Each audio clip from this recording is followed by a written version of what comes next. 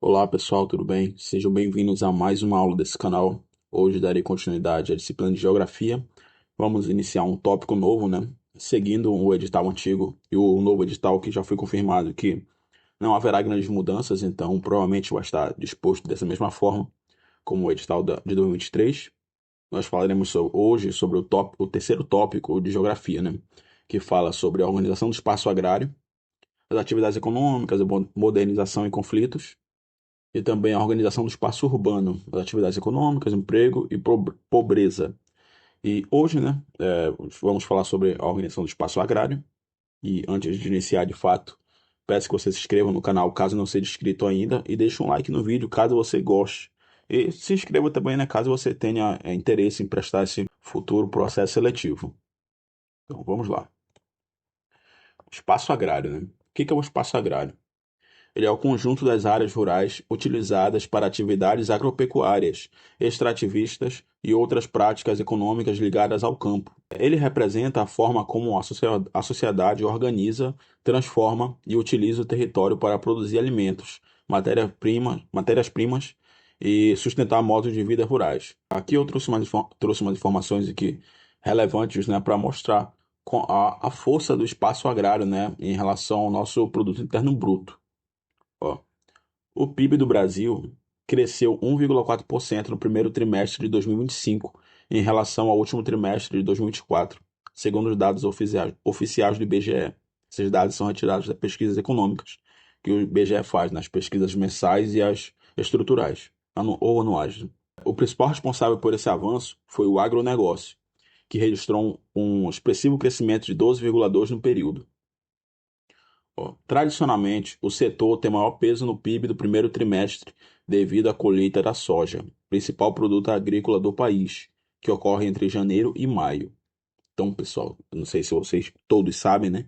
Mas o produto interno bruto ele é calculado pelo IBGE e isso é através das pesquisas econômicas, né? Nós temos pesquisas econômicas mensais e as anuais. E eles fazem a coleta, né, desses dados da produção agropecuária, né?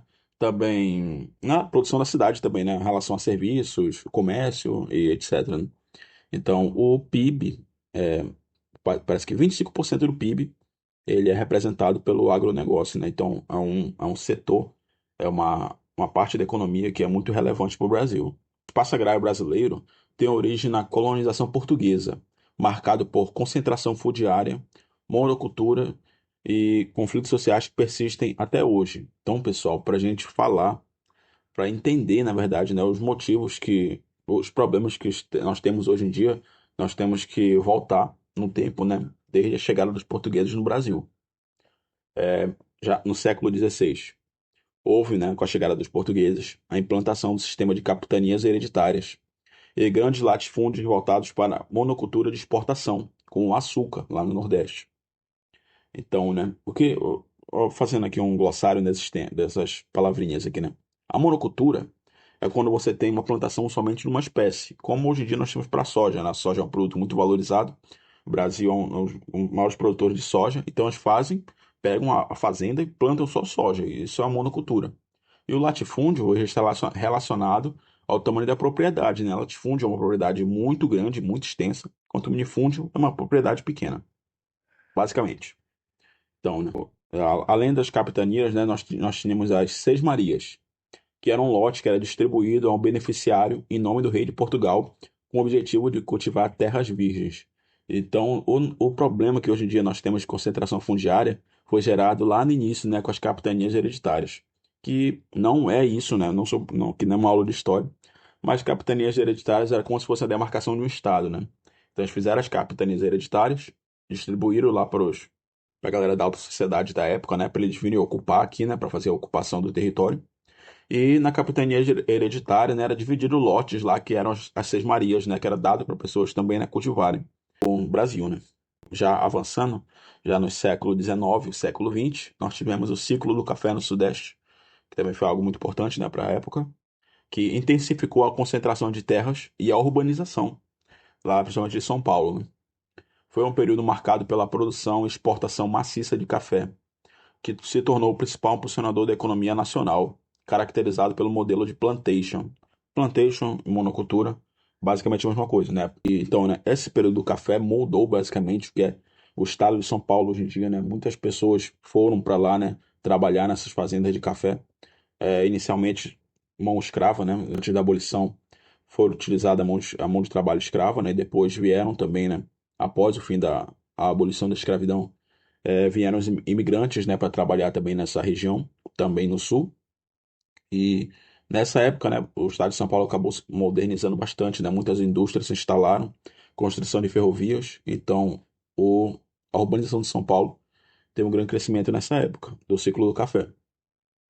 Um momento importante aqui, né, é a Revolução Verde, que ocorreu entre as décadas de 60 e 70, que ocorreu devido à introdução de máquinas, fertilizantes e sementes modificadas, o que aumentou a produtividade, mas também a dependência de insumos e provocou o êxodo rural, quando as pessoas migraram, né, do campo para a cidade, né, porque acabaram perdendo seus empregos, né, devido à introdução de máquinas. Aqui, especialmente já sobre a região amazônica, nós tivemos o ciclo da borracha, né, que foi um período importante para a região norte, que foi um período na história econômica do Brasil, ocorrendo entre o final do século XIX e o início do século XX, que transformou a Amazônia em um centro global, perdão, de produção de borracha.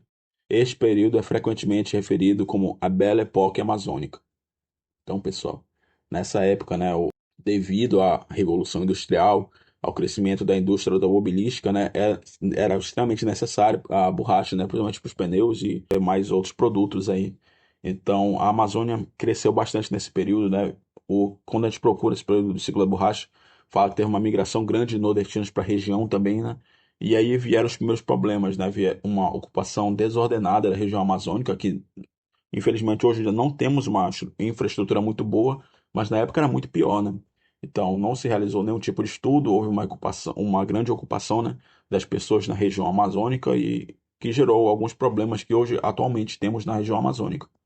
Então, essa época ela é referida como a Belle Époque amazônica, né, porque foram construídos prédios públicos, né, tanto aqui em Belém quanto em Manaus, que se inspiraram na arquitetura francesa e também teve a instalação de energia elétrica, sistemas de esgoto. Então, foi uma época que essas duas cidades tiveram um crescimento, né? E outro período aqui foi no período do. Eu coloquei de duas maneiras aqui, né, para não polemizar, porque o intuito da aula não é falar de política, mas foi na época do governo militar, da ditadura militar, do que você quiser chamar, né? Então, que teve esse slogan aí, que é integrar para não entregar, que foi um projeto da colonização da Amazônia, iniciados na década de 70, quando o governo militar buscava desenvolver a região e povoá-la com colonos, principalmente do sul do Brasil. O objetivo era ocupar áreas que eram habitadas por indígenas, sob a justificativa de que a ocupação evitaria a internacionalização da Amazônia. Eu coloquei uma imagem aqui, né, de um seringueiro, né, que representa lá o ciclo da borracha. Eu esqueci de avisar.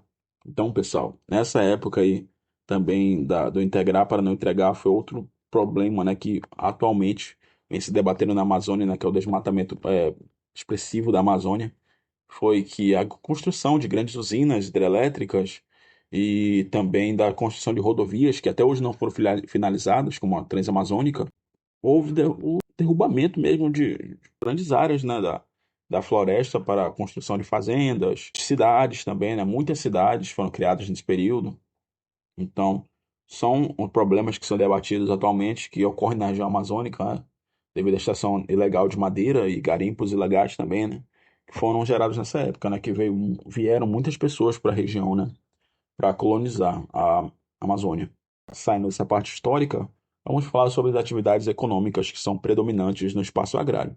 As principais atividades econômicas no espaço agrário brasileiro são a agricultura, a pecuária, o extrativismo e a silvicultura, com destaque para o agronegócio e a agricultura familiar. Então, né, vamos agora debater um pouco mais sobre a agricultura. Bem, temos a agricultura de subsistência, que é uma atividade que é praticada comumente em pequenas propriedades rurais, com o propósito de garantir o sustento do agricultor e dos seus familiares. Então, pessoal, nesse tipo de agricultura, ela não é voltada para o comércio em si, e sim para gerar alimentos, né, para o consumo próprio da família. Então, temos também a agricultura familiar, que é uma atividade praticada em pequenas propriedades rurais, que são os minifúndios, e onde a mão de obra empregada é composta, em sua maioria, por pessoas de um mesmo grupo familiar, e o imóvel rural é igualmente gerido por membros dessa família. Pessoal, que nós temos que destacar aqui, né, que apesar de esse nome ser agricultura familiar, eles podem ter empregados também, né? Mas o importante lembrar disso aqui é que o imóvel é gerido por membros da mesma família.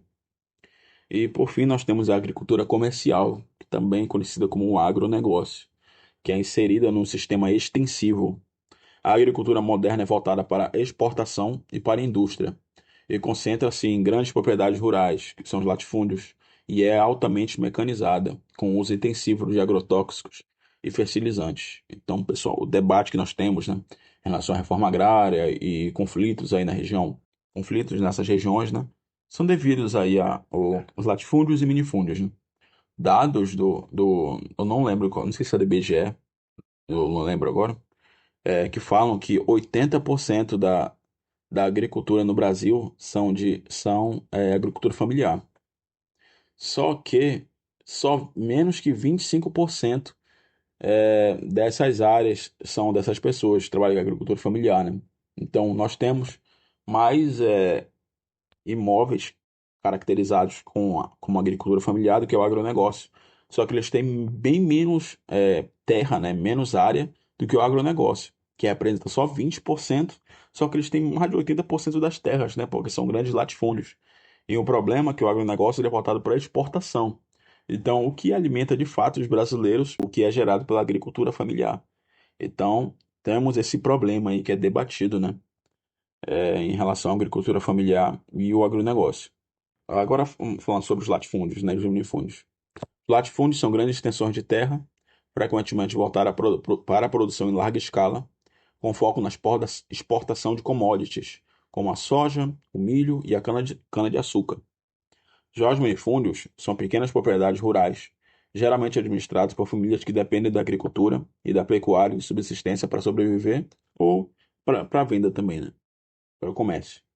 Então, não tem uma lei, eu não lembro agora o número, mas não foi cobrado, eu acho que não precisa a gente saber, que, que trata o latifúndio e o minifúndio não somente em relação à extensão, e sim sobre o uso, né? Geralmente é falado lá que o latifúndio geralmente é uma área que não é produtiva, porque já que é muito grande, o proprietário não consegue produzir o tanto, né, que na sua totalidade do espaço lá, né? Eu não sei se isso ocorre de fato, né? Eu acho que eles devem utilizar a área no total, né? Mas na lei fala assim, né? Que os latifúndios não são tão produtivos e os minifúndios são produtivos, mas não têm um espaço suficiente. Agora, falando sobre a agricultura intensiva e extensiva, é bom prestar atenção nesse termo, porque já na pecuária eles têm uma relação diferente do que é tratado na agricultura. A agricultura intensiva é um método de produção agrícola que privilegia a otimização da produtividade por meio do uso intensivo de insumos e tecnologias. Então, a intensiva ela é aplicada no agronegócio. Já a extensiva é um sistema de produção agrícola que utiliza menos tecnologia e insumos na produção. Por isso, para aumentar a produtividade, é necessário aumentar a área plantada, né? E que é utilizada na agricultura familiar. Vamos falar sobre a pecuária. Temos a pecuária extensiva. Como eu falei, tem uma diferença. Aqui na pecuária extensiva não é só em relação ao método de manejo, e sim a área em si. Já na agricultura extensiva e intensiva, não se fala em si da área, né? Em si no métodos que são utilizados. Ó, a pecuária extensiva ela é caracterizada pela criação de animais em grandes áreas abertas, onde eles têm liberdade para pastar e se locomover. Esse sistema é mais comum em regiões onde há vastas pastagens disponíveis e é ideal para o gado de corte. Então, pessoal, esse tipo de pecuária é bastante comum aqui para o norte e eu vi que no centro-oeste também. No sul é mais de confinamento, né, intensiva, porque eles não têm tanto espaço. Então, esse é um problema que é gerado aqui na região amazônica, porque como são áreas extensas e não são tantos gado assim para aquela região, para aquela área, né, do tamanho daquela fazenda. E também ainda tem um problema da ganância, né, tem os problemas dos grileiros, que eles desmatam áreas, né, retiram a vegetação, retiram a floresta para criação de pastos, né? Então, Há esse problema do desmatamento ilegal também, que é ocasionado não somente pela pecuária extensiva, né, mas ela influencia. Já aí temos a pecuária intensiva, que envolve a criação de animais em áreas confinadas ou semi-confinadas, com foco na maximização da produção em um espaço reduzido. Então, pessoal, mais uma diferença, né, é que na pecuária intensiva ela tem um método de controle ali da saúde dos animais maior, né, do que em relação à pecuária extensiva, que o gado só fica lá pastando, tem um certo controle, né, eles aplicam sim as vacinas, né, porque tem que ter essas vacinas para poder vender a carne para os frigoríficos, mas na intensiva a produção é melhorada, né? E temos a semi-intensiva, que ele é o meio termo, né? Os animais ficam soltos no pasto, mas recebem, né, um tipo de suplementação, seja mineral ou proteico, e um manejo mais controlado do que a extensiva, que o gado só fica lá pastando, né? Sobre os tipos de pecuária, isso aqui eu descobri fazendo essa pesquisa. Eu pensei que a pecuária só se referia à criação de gado, né? Só que o que eu vi lá, dados do IBGE, que a pecuária se refere a qualquer tipo de criação animal, né, para fins comerciais. Então, nós temos a pecuária de corte, que é focada na produção de carne, como a bovina e suína. E eu sei que tem uma cidade aqui no Pará, que é São Félix, que, salvo engano, é a cidade que tem mais boi no Brasil. Sei que o estado que tem mais boi é Mato Grosso, mas a cidade que tem mais boi, que eu lembro, pelo que eu me lembro, é São Félix do Xingu.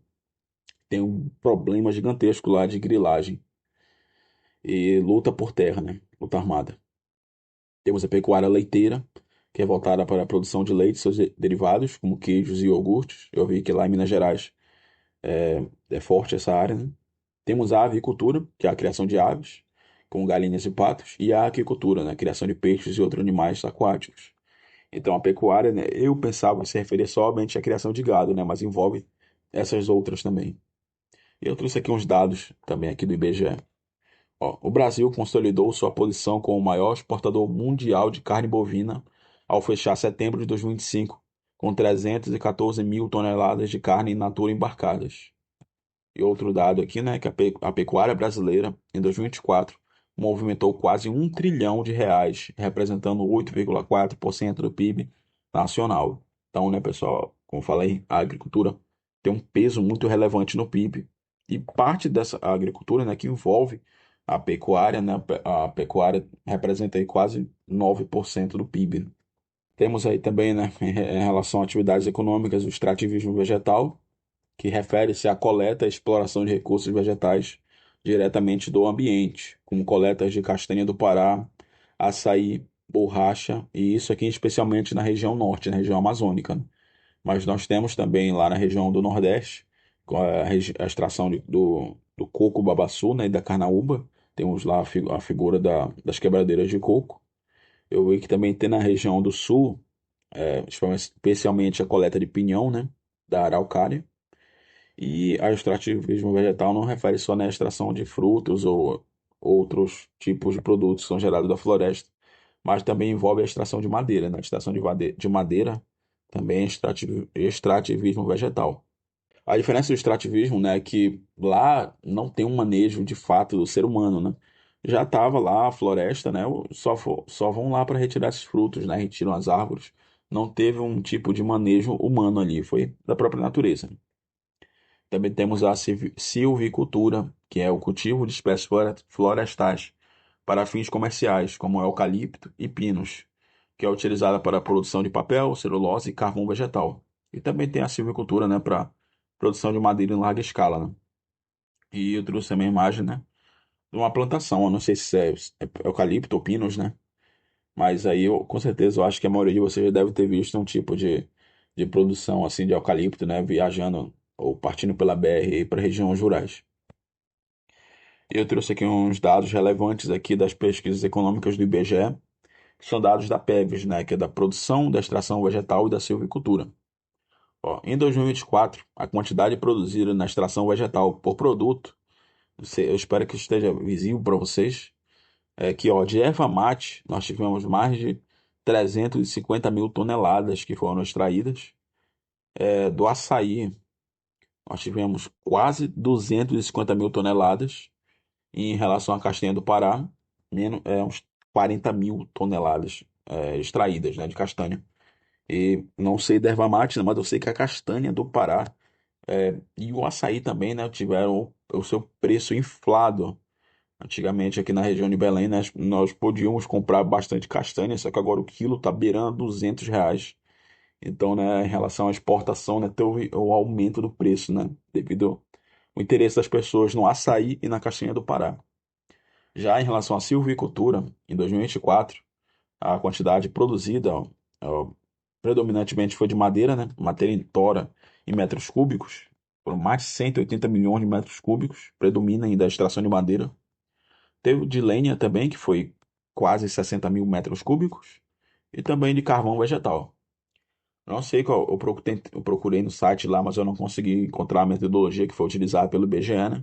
Porque aqui não se fala da extração de madeira para celulose, mas também é bem grande, né? Finalizando aqui, dados, né, do valor da produção da silvicultura em reais. Ó, de madeira em tora em 2024, de reais aqui de produção, foram quase 23, não, quase não, mais de 23 milhões de reais de valor aqui em relação à madeira em tora. E em lenha, quase 5 milhões. E para carvão vegetal, mais de 7 milhões e meio que foi gerado. É isso, chegamos ao fim aqui da primeira parte, falando sobre o espaço agrário. Trouxe aqui uma questão, né, para não perder o costume, para treinar aqui o que a gente estudou. Uma questão do cargo para a PM, né, de 2023. Conforme o Censo Agropecuário de 2017, considerando 100% das propriedades e 100% da área agropecuária do país, 81% são de propriedades de até 50 hectares, pequenas fazendas, e ocupavam apenas 12,8% da área agropecuária total no Brasil. No outro extremo, apenas 0,3% do número total de propriedades agropecuárias tinham mais de 2.500 hectares, que são as grandes fazendas, né, latifúndios. Porém, chegavam a ocupar 32,8% da área total dos estabelecimentos agropecuários do país. Esses dados revelam um antigo problema do espaço rural brasileiro. Sobre isso, assinale a alternativa correta. Então, pessoal, o que ele está falando aqui, né? Que a grande 80% das propriedades no Brasil são de pequenas fazendas, mas a parcela de terra que eles têm é de 12% só. Já em relação às grandes fazendas, elas representam só 0,3%. Só que praticamente lá, grande parte dessas áreas são dessas pessoas, dos grandes latifúndios. E esse é um problema relacionado à concentração fundiária, né? São poucas pessoas com grandes áreas e muitas pessoas com pouca terra, né, para produzir. E isso é um problema que foi gerado lá já desde o início do Brasil, né, em relação às sesmarias e às capitanias hereditárias, né. Então a letra correta aqui é a concentração fundiária, letra C. Não é um problema causado em si pelo agronegócio, né, então não tem nada a ver. A Revolução Verde foi a introdução de máquinas, né, e a implementação de métodos de produção. E a reforma agrária também não tem nada a ver. Vamos falar ainda sobre a reforma agrária e a fronteira agrícola, né? Então, de fato, esse problema é ocasionado devido à concentração fundiária. E aqui eu trouxe as referências de onde eu retirei essas informações, né? E é isso, pessoal. Chegamos ao fim de mais uma aula. Espero que vocês tenham gostado. E no próximo vídeo, né, eu irei falar sobre os problemas ambientais e os conflitos no espaço agrário. Então, é isso. Bons estudos.